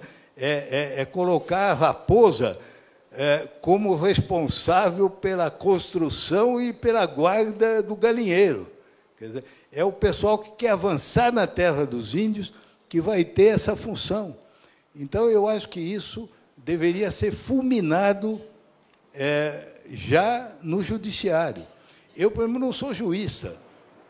Eu sei que os procuradores, parece que há uma ação da Procuradoria-Geral nesse sentido, né? Mas há muita coisa que eu acho que se pode fazer no Judiciário, no Congresso, né? Através de mobilização. O Congresso hoje tem um corpo excelente de assessores. Então, é preciso alimentar esses assessores com informação. Por exemplo, para isso, até diplomatas da ativa podem agir, porque, sem precisar se expor, eles podem fornecer análises, né? Por exemplo, eu não tratei aqui, né, mas essa história da OCDE, do Brasil entrar na OCDE e abrir mão do status de país em desenvolvimento, os diplomatas que conhecem comércio, conhecem a OMC, podem desmantelar isso com argumentos concretos, entende? Então, há muita coisa que se pode fazer e que se deve para sair da passividade. E o último ponto, finalmente, eu, depois disso, vou ter que parar, porque acho que já passou de 1 hora, e eu mesmo, você sabe, eu já estou com 82 anos, eu fico um pouco cansado, né? Então, eu vou terminar com essa pergunta que me fizeram do impeachment. Olha, o próprio Bolsonaro, às vezes, nas postagens que ele faz, chega a mencionar isso como uma ameaça, né? E é uma coisa que é curioso, há 3 meses da posse que já se esteja falando disso, né? Eu ainda acho muito cedo, né, para se pensar numa coisa dessas. Mas vou dizer o que eu penso, indo além agora da diplomacia, falando sobre o Brasil, né? E aí vai ser realmente a conclusão da minha apresentação. Como eu disse aqui mais de uma vez, ainda há uma parcela substancial da opinião pública, da imprensa, de comentaristas de televisão, que se agarram à ilusão de que, apesar de tudo que a gente está vendo, de barbaridades, ainda pode ser que esse governo promova uma agenda que eles apoiam. Eu não apoio, eu não vou entrar aqui na agenda liberal, mas eu acho que a agenda liberal, a ideia de que o mercado, sem intervenção, vai fazer o Brasil um país feliz e vai construir o país, eu acho isso uma balela, não vai acontecer, né? Não vai acontecer, mas há gente que acredita nisso, né? E não são poucos, né? Não são poucos. Partido Novo, esse pessoal todo acredita nessas coisas. E tem muita gente que tem poder atrás disso. Eles talvez não sejam os mais numerosos, né? Mas, seguramente, é um pouco o denominador comum de quem tem poder, bancos, grandes empresas, né? Essa gente tem muita influência, né? Tem muita influência. Não é um poder, digamos, institucional, mas é muito forte, né? E essa gente ainda acredita, eles ainda acreditam, né? Para eles, ele está por nariz, né? Fecha os olhos, né? O Bolsonaro não é o tipo que eles gostariam, né? Gostariam uma figura mais apresentável, né? Mas, na falta de um melhor, eles ficam leais a essa visão. Isso vai mudar como? Mudar aos poucos, entende? Não sei se vai conduzir a uma crise, mas vai mudar. E vai mudar por quê? Porque, primeiro, todo mundo está vendo que esse governo não vai dar certo, que já está caminhando para o desastre, né? Porque não tem ideias, não tem formulação, não tem articulação no Congresso, você viu a semana passada. Segundo, já há sinais claros de deterioração da situação. Isso que acontece no Supremo, que aconteceu quando o Supremo instituiu aquele inquérito para se autoproteger, depois promoveu aquela manifestação de solidariedade, e esse absurdo que foi outro dia, né, da censura, né, já é um sinal. Já é um sinal. Como é um sinal também o fato de que a Câmara e o Senado, que são tão difíceis para aprovar qualquer coisa, em dias aprovaram aquela emenda constitucional com 2 votações na Câmara e no Senado. Uma das votações eu nunca vi igual, 443-6. Nunca vi isso, né? Em ambos os casos, o que aconteceu? Foram 2 poderes que resolveram, em face da percepção que o centro não está segurando mais, que o executivo está perdendo o controle, tanto o judiciário como o legislativo resolveram garantir o deles. Porque são questões de luta de poder, de afirmação de poder. As emendas e a capacidade do Supremo de ficar assim, um Olimpo, ninguém criticar. Isso são sinais muito graves.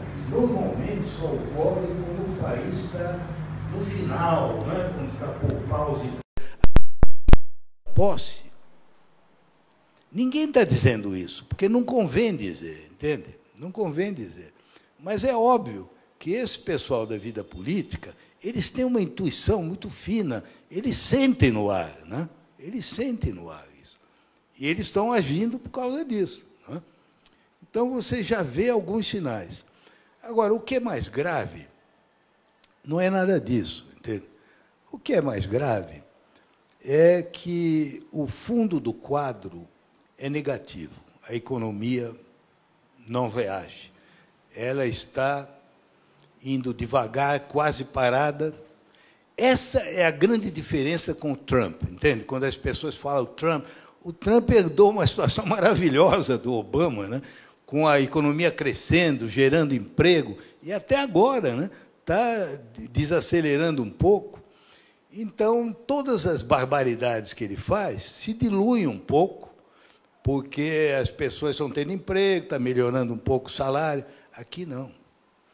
Aqui você vê, depois de uma recessão gravíssima, né, que durou vários anos, né, nós tivemos 2 anos com crescimento de 1,1, inclusive o ano passado.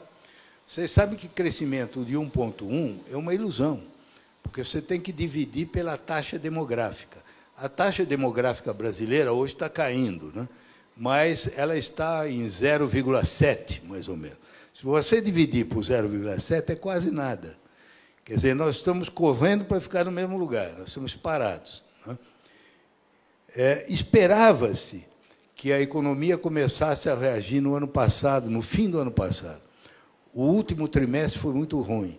Este primeiro trimestre começou muito mal. Há gente que acha, que ainda não saiu o número, né, que o primeiro trimestre até o Brasil voltou a cair, a recessão. Né? Então, está muito lento. Isso não dá para criar emprego. Nós estamos com 13 milhões de desempregados. O outro dia teve um debate que o Estadão promoveu, que falaram sobre isso, e o Samuel Pessoa, que estava lá, disse assim, não, o que eu vejo é que o Brasil vai ficar estagnado. Até o fim, nos próximos anos, vai crescer um. E aí um outro que estava lá, que era sobrinho do Veloso, Fernando Veloso, ele disse, isso você está só vendo o mercado, mas não está vendo as pessoas. Você não vai ter condições de ficar indefinidamente com isso. O que eu quero dizer com isso? É que, com a economia não reagindo, o mau humor vai se espalhar, entende? Vai se espalhar. Em algum momento, vai acontecer alguma coisa.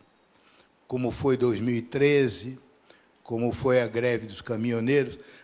Eles estão com medo disso, tanto assim que você vê o negócio dos caminhoneiros. Mas, em geral, nunca ocorre da mesma forma. É sempre num lugar diferente. Você pensa que vai ser os caminhoneiros, não vai ser. Você pensa que vai ser o aumento da tarifa de ônibus, não vai ser. Mas pode ser outra coisa. Pode ser universitário, pode ser muita coisa. Entende? E, como você vê, o resto que eles prometeram, eles não estão entregando. Por exemplo, o crime continua tão grave como antes, né? Que é uma das causas que levaram as pessoas a votar neles, é que ia ter uma tremenda mudança sobre a criminalidade. O que eles estão fazendo é mudar a lei penal. É claro, isso é uma pequena parte, mas não há um plano estratégico, né, para cuidar do crime organizado, nada disso. Então, olha, somando isso tudo, eu concluo que vai ser difícil manter essa situação monetária. Como, de que maneira, onde, eu não sei. Eu não tenho bola de cristal, né? Mas a história nunca se detém, compreende? A história está sempre em movimento. E nós não vamos ter isso para sempre, graças a Deus. Muito obrigado.